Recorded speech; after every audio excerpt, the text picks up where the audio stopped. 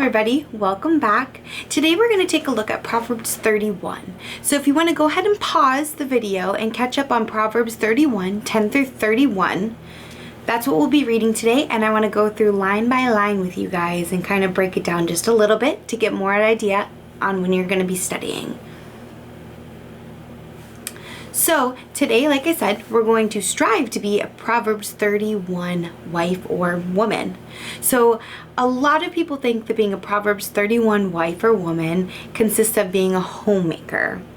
So what I want to talk about a little bit is how to work to be a better person and to be more like Jesus. So first, we're going to talk about the chapter. So in this chapter, all of Proverbs were during King Solomon's time. But this specific chapter was written by a king named King Lemuel. We don't know too much about him. We don't really know who he is. We think that maybe he's a king in a visiting, village, or it could just be King Solomon. But neither here or there, King Lemuel wrote this because it was oracles of his mother's teaching. Back in the day, and I mean even now, we listen to our mothers. They have words of wisdoms because they're much older than us. So back in the day, anything that your mom would say, you would want to listen because that's how she's going to teach you and that's how she's going to speak wisdom into you. So we're going to start off with verse 10, and I'll go ahead and read a line of the scripture, break it down a little bit more to help better understand, okay? So first verse, number 10, an excellent wife who can find, she is far more precious than jewels or rubies. Okay, so excellent wife. So in Hebrews, they use the word virtuous. Okay, so with the word virtuous, that's more of a male term. You normally used in going to war. So it's linked up with strength, power, might, high morals, high moral standards, strength, that kind of stuff, okay? So for you to be an excellent wife, you're ready for action. You're getting called into the war. You're strong, you're willing, you're ready to just go, okay? So that's what the excellent wife. So now we're looking for an excellent wife. The next part is talking about rare and precious. So rarity means, not often found. Not every woman, it's something that you have to work at. Precious is more expensive, hard to find. So this type of woman that you want to strive to be is going to be even more than rubies. Rubies are, top notch, rich of the rich has rubies and jewels like that. So that's what you kind of want to strive for, to be the rarity of rubies. What I kind of want to talk about with that is in the rarity factor. Society nowadays kind of, wants you to be the norm. You have to dress like her. You have to look like her. You have to do your makeup like her. You have to be blonde hair, blue eyes, 100 pounds, That's not what the Bible wants. The Bible wants you to be rare, not like anybody else. So when Hollywood is kind of just, making the standard of this specific kind of woman and, being okay with, one of the trends or the way you have to take photography, the size that you have to be, you have to, do drugs and alcohol. That's okay to do. The Bible says that's not. The Bible wants you to be a rarity. Okay, so next part is the heart of your husband, trust in her, and he will give you no lack of gain. So the first words in there is the heart. So, your heart, it's the center of everything. So the center of her husband's trust in her. He trusts her, wholeheartedly. She doesn't badmouth him. She doesn't gossip about him. She does anything and everything she can for him, okay? So in Ephesians 4:29, it's talking about, gossiping and how you don't talk bad about your husband to anybody. So Ephesians 4:29 says, do not let any unwholesome talk come out of your mouth, but only what is helpful for building each other's up according to their needs, that may benefit those who listen. So that can also go with anybody, not just your husband. Don't badmouth anybody. You want to speak the words that build people up, right? So the next part of that is, and he will have no lack of gain. So the word gain means riches. You are his everything. He is your everything. You are more valuable to him, okay? So all in all, your husband trusts you and you are his riches. Verse 12 says, she does him good and not harm all of her days of life. So that goes with 11 as well. So about your promises to each other, like your wedding vows, okay? And sickness and health, and richer for poorer, that kind of stuff. You are good. You guys love each other. There's no lies. There's no cheats. He trusts you, 100%. Verse 13 states, she seeks wool and flax and works with her willing hands. So flax just means linens, okay? So this woman goes out, buys the wool and all of the linens that she needs to hand make her clothes, her bedding, all of that. And she goes out and she makes it from scratch, and she's willing to do that. So the next verse here, 14, kind of goes hand in hand with it. So she's like ships of the merchant and brings her food from afar.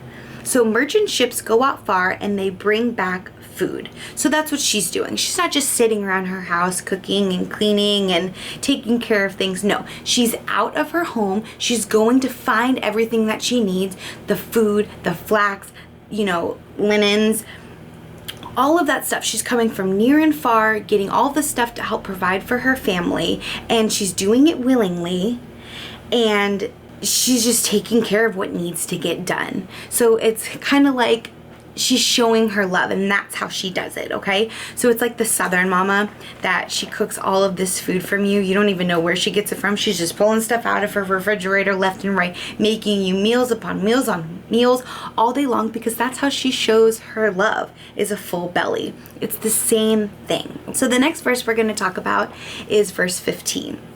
15 is, she rises while it is yet night and provides food for her household and portion for her maidens. So this one's pretty cool because she rises up before her kids get up, before her husband gets up. She gets up and she gets the day started. She gets herself started. She's well rested. She goes into the kitchen and she makes breakfast for not only her husband and her children, but she goes ahead and makes breakfast for her maids, her servants.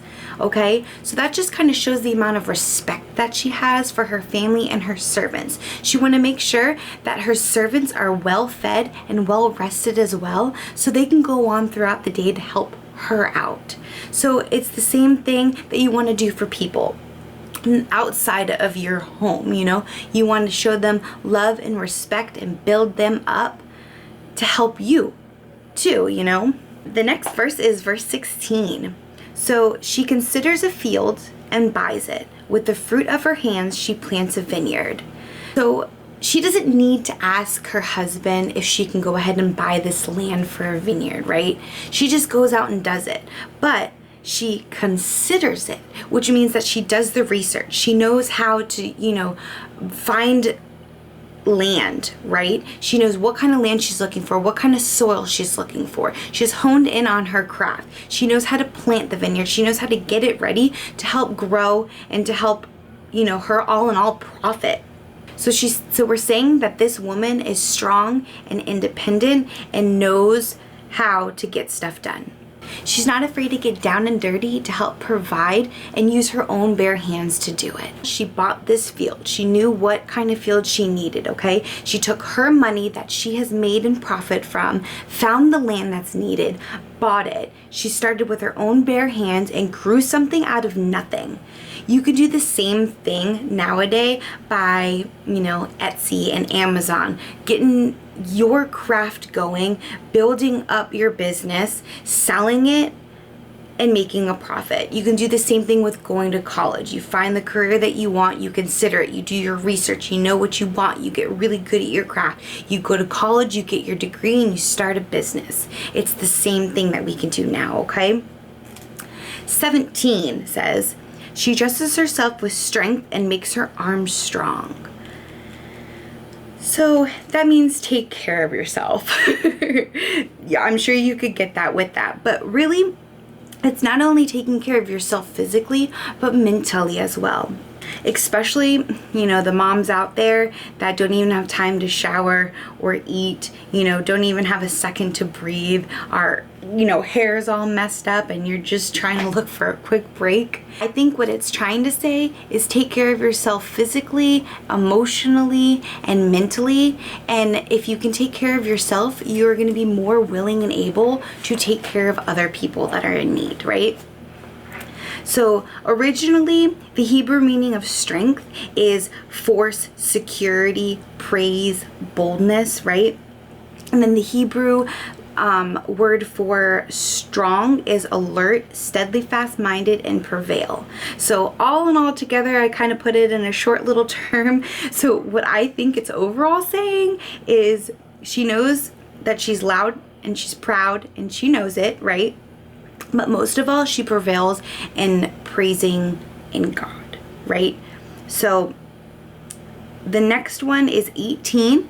It says, she perceives that her merchandise is profitable and her lamp does not go out at night. So I find two meanings in this, okay? So first things first, perceives is to become aware of, right?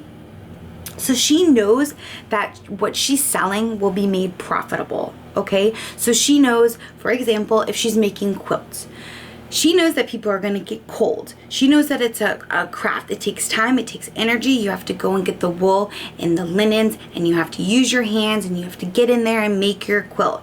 All of that, she sells it. So she knows that it's something that people want because she gets a profit from it, okay? So she hones in on her talent and she makes that profit. But also, I kind of think that, the word profitable means financial gain, right? But it also means benefit and useful.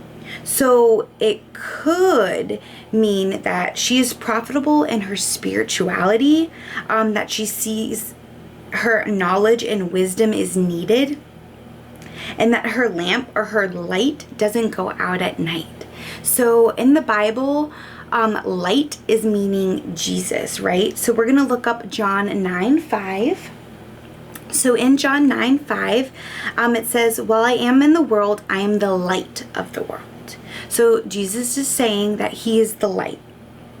So when your light doesn't go out tonight, I believe that, the meaning is her spiritual gain is worth more, and she continues to gain more knowledge and wisdom, and her light, Jesus, won't go out in the darkness, okay? There's another really good scripture I want to read too. It's Genesis 1:4. And in Genesis 1:4, it says, God saw that the light was good, and he separated the light from darkness. So what that means in that scripture is all who is separate from God is in the darkness. So I feel that her spiritual gain and her wisdom, and she does that all day long. So come the dark times, she has Jesus to light her way. The next verse is verse 19, and it says, she puts her hand to the distaff and her hands hold the spindle. She does the work. She does it with her own hands. She doesn't pass it along. She gets all that she needs to do, and she goes ahead and she sews the clothes, sews her bedding, sews everything that she needs, and she does it herself. Verse 20 says, she opens her hand to the poor and reaches out her hands to the needy. So she herself helps the poor or the needy, right? She goes to them and she gives them what they need, whether it's her mind, her strength, or her spiritual. So she goes out, she finds them, she reaches for them, near, far, whatever. She does it willingly and she does it cheerfully. She seeks out opportunities to give back. She reaches out. She seeks out to help people because she knows how important that is. 22 states, she makes bed coverings for herself. Her clothing is fine and her linen in purple. So I really like this one because it's, it's saying that her house is furnished well. Her clothes are perfect. Her house, you walk in and it's extravagant with the tapestries all done, but she doesn't do it to flaunt, okay, that her riches. She does it because she's proud of what she did. She made all of that from scratch, right? With her very own hands. So she can go out and she can rock that outfit that she wore and be proud of them because she did that herself, okay? She is providing the best for her family. Her husband is dressed into the nines, and it's talking about the color purple, and that's of royalty, okay? If you're in purple, you are the top of the top. And that makes her proud, okay? Because she uses all of her own technique and she makes this perfectly form-fitting clothing for her, her family, and her husband. It fits better than anything that you can buy on the market because she specifically makes this for her husband. And it's not, boasting as it is proud, because it's not like she went into Michael Kors or, H&M or any of those stores and bought this and then flaunts it like, I'm rich, I have money, look at my clothes, look at my handbag. She's not flaunting it like that. She's flaunting it as in the way that she worked her butt off to make these beautiful garments, and she's proud that she can give these to her children and her husband. So her clothes are rich, well fit, silk, purple, and it's her rank and it's her place. It values her. So she's proud of her and her works. Verse 23 says, her husband is known in the gates when he sits among elders of the land. So this means that he goes to work, and he can go to work. Back in the day when they went to work, they were gone for, weeks, days, months at a time. So this is just showing that her husband trusts her so much to make sure that the house is running smooth that he can leave for months and weeks at a time. It's saying that his job knows him at the gates, that he doesn't have to run back home if something happens. He knows and he can trust his wife. Verse 25 says, strength and dignity are her clothing, and she laughs at the time to come. This one is actually one of my favorites, okay? So I want to break it down really good so you guys understand kind of where I'm coming from. So we'll take the first part. Strength and dignity are her clothing, okay? So she is a strong and dignified woman, and she wraps herself in it like clothing. To go a little bit deeper, she wakes up every morning, okay, feeling strong, honored, respected. It's just like when you wake up every morning and put on clothing, you just feel confident, right? So this is what she's doing. She is waking up, she's strong, she's independent, she's awesome, she's getting stuff done for her and her family, right? And that's what dresses her, that's what surrounds her, that's the feeling that you get when you're around her. And the next part is, and she laughs at the time to come. And that's really strong and powerful because it just shows that she isn't afraid of what's to come. She laughs, as in she mocks the future because she knows God and he's already taking care of it, right? So whether it's sickness, whether it's death, whether it's, another kind of loss, she is confident in God's ability to help her. So in Isaiah 41:10, it says, fear not, for I am with you. Be not dismayed, for I am God. I will strengthen you. Yes, I will help you. I will uphold you with my righteous right hand. So that's why she can mock and laugh, all that stuff into the future because she already knows she's secured, right? Okay, so the next verse is 26. When she opens her mouth with wisdom, and the teaching of kindness is on her tongue. Your mom, the wife, she doesn't just talk to hear herself talk. Anything that comes out of her mouth is wisdom. When you open your mouth, it should matter. Not gossip, not hatefulness, not celebrity news. She's talking about things that matter. Things that she wants to teach or pass along. And that should be the same with you. You should care what comes out of your mouth. It shouldn't just be whatever to fill a blank space. That's one of my problems. I talk and talk and talk. But I'm trying my hardest to not just talk to fill the air. I want what I say matter. I want what I say, people, come to and they really listen to what I have to say because it's wisdom or it's kindness. It builds people up. That's what I want. When the Proverbs 31 wife or woman starts talking, people from all over should want to come to hear.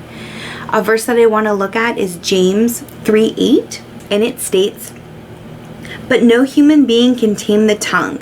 It is a restless evil, full of deadly poison."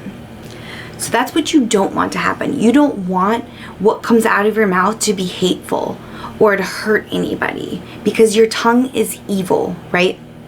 So you want to make sure that what you say is either building people up or helping them in some kind of way, or words of wisdom or teachings of God. Verse 27 says, "She looks well to the ways of her household and does not eat the bread of idleness."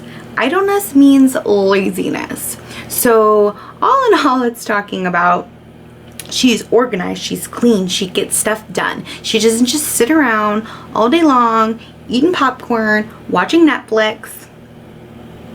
She's doing laundry, she's making food, she's providing, right? She doesn't just sit there and do nothing. If she is, she's reading the Bible, if she has that downtime, right? So she's just doing things that are important to her, that make her happy, that make her joyful. And that, with that being said, it's making her happy, so she doesn't need to find other things. She doesn't need to, not that they watch TV, but more or less to watch TV for entertainment, right? She's focused on what she needs to get done around the house to make her family happy. And that doesn't mean that she only does chores around the house. She probably does go out and play with her kids, but she's doing stuff. She's not just sitting around. Idle hands are bad. You get into mischief because you're trying to fill in that boredom, right? And remember, your husband trusts you. So verse 28 and 29, I'm going to go ahead and read together because they're one and the same. "Her child rise up and call her blessed, her husband also, and he praises her." And this is what he says, "Many women have done excellently, but you surpass them all." So she is loved and she respected by not only her children, but her husband. You should raise your children to love and respect you. And with that, you are blessed. Your children respect their parents, and to find a husband that loves and respects you. So all in all, you want to find somebody that can say, "Many women have done excellent, but you surpass them all." Well, you're rare. Just like in the beginning, you want to strive to be the rarity and not like everybody else. Verse 30 says, "Charm is deceitful and beauty is vain, but a woman who fears the Lord is to be praised." So this one is saying that, charm is deceitful. You can fake niceness. You can fake caring. You can fake kindness. And it's saying that many men fall for that. They fall for the beautiful girl, but beauty can fade. And so can all that charm and stuff. You can easily lie to get what you want, right? And you can be deceived by so many people that just care about looks. And even though it's tempting, that's not what you want. Because like I said, beauty fades, okay? You want a woman that praises and worships God. And that's beautiful. And that's someone that shines from the inside out, from soul through the body. And that's what that's talking about. Last verse, 31 says, "Give her of the fruit of her hands and let her works praise her in the gates." So I like this little analogy that I had found. So a tree is good for its fruit. You have good fruit, that must mean that you have a good tree, right? It is nurtured, it has all of its needs. So if your children are respectful and conducting good behavior, that's a direct reflect of you. They give her her fruits of her hand. She gets the benefits of everything that she's doing. Taking care of her house, showing her children respect, all of that. She steps back and she looks at her life, and that is what her work praising her is. She can just sit back and let her household, run, her children grow and continue to be respected like a well-oiled machine. She gets the benefit for everything that she does. She has worked so hard on it. she seeks the material, she makes her craft, she sells them, and she earns a profit. And at the end of it all, she is praised by the benefit of all of it. The food, the shelter, the happiness of her loving family. So same as putting in the work with God, reading your devotions and understanding God's will, she will be praised at the gates in front of Jesus. So that is all 10 through 31 of Proverbs 31. If you have any questions or you'd like me to elaborate on stuff, I'm hoping to do another video sometime to kind of continue to elaborate because it's so much stuff going on in Proverbs 31. So right now, we just go ahead and push pause and pray to yourself. Thank you guys so much for joining me, and we will see you next Friday for Faith Friday. Remember to pray with intent and live for a purpose. Bye, everybody.